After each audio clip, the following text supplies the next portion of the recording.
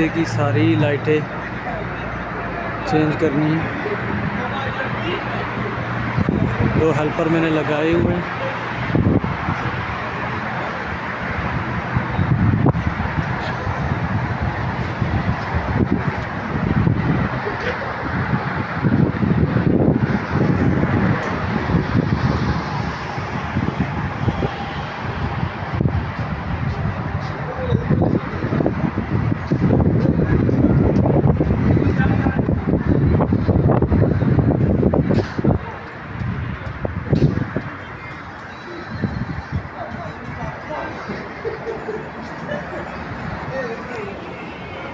बड़ी है